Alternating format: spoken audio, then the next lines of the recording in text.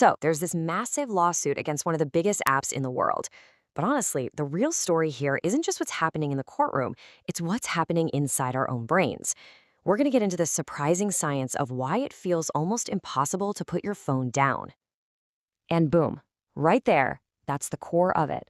This is from a legal complaint filed by the state of Utah. And they're not mincing words. They're saying what feels like just a habit is actually, well, calculated exploitation. It's a heck of an opening shot.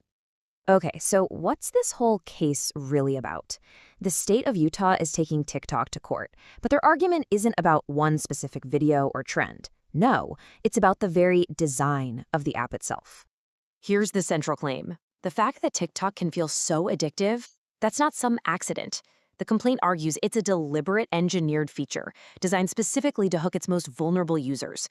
We're talking about kids and teenagers. And you gotta ask, why would they do that? Well, just look at this number. We are talking about a platform with 1.6 billion users. According to the lawsuit, every single second of your attention is worth money, creating this huge financial reason to keep your eyeballs glued to that screen.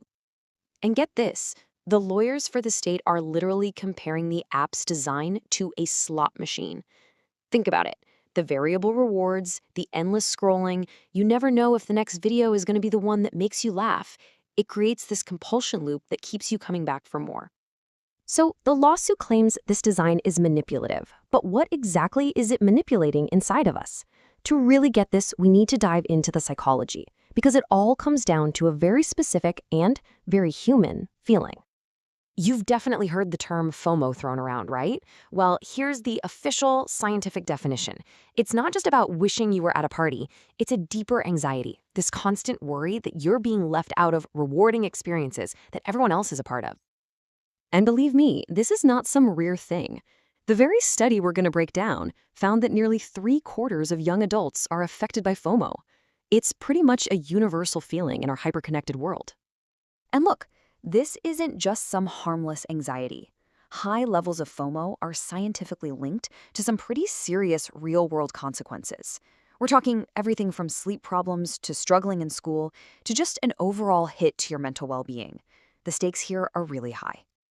All right, now we get to the really fascinating part. What is actually going on inside our brains when we're in the grip of that high-level FOMO? This is the exact question a group of researchers set out to answer. Because, it's one thing to say you feel anxious, but it is a whole other thing to see how that anxiety is physically reflected in the structure of your brain's networks. Okay, let's break this down real quick. Think of your brain's communication network, kind of like a city's road system. It could be a simple path, like a long highway, where info travels a great distance, or it could be a star, where everything has to go through one huge central roundabout. Now, a healthy, efficient brain is all about balance. You want information to get from point A to point B quickly for sure, but you don't want to create a massive traffic jam by sending everything through one single intersection. It's all about finding that sweet spot. And here is the big reveal from the study. When the researchers looked at the brain activity of people with high FOMO, they saw a really clear difference. Their brains were organized much more like that centralized star shape we were just talking about. So what's wrong with being a star? Well, imagine an airport where every single connecting flight, no matter where it's going, has to pass through one central hub. It creates what scientists call hub overload. It's just less efficient, and it makes the whole system, well, hyper-excitable. It's like being on high alert all the time. Okay, so now we have to connect the dots. How does having a star-like brain network actually lead to the kind of compulsive scrolling the lawsuit is talking about? Well, the researchers mapped out this incredible and kind of troubling cycle. See, the scientists didn't just stop at, oh look, the brain is different. They developed a model showing a clear chain reaction, a domino effect that starts with the very shape of the brain's network and ends with problematic social media use. Okay, so follow me on this. The research suggests that this star-like brain network is linked to feeling more lonely. And what do we do when we feel lonely? We reach for our phones, right? We're looking for connection. But that behavior, the endless scrolling, can actually make the original fear of missing out even worse. And just like that, you're stuck in a vicious feedback loop. And look, this isn't just a theory. This is the actual model from the scientific paper. you can see the clear pathways they discovered, starting with the brain network, leading right to loneliness, then to app use, and finally, looping right back to feed the FOMO. It's all connected. So this brings us right back to where we started.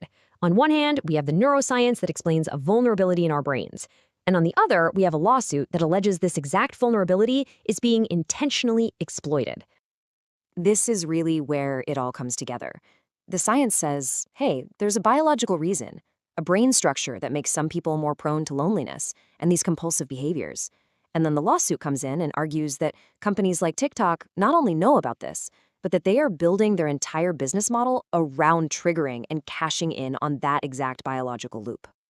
And that leaves us with this huge, kind of uncomfortable question, doesn't it? When an app is designed to target the literal wiring of our brains, how much of the time we spend on it is a conscious choice, and how much is compulsion?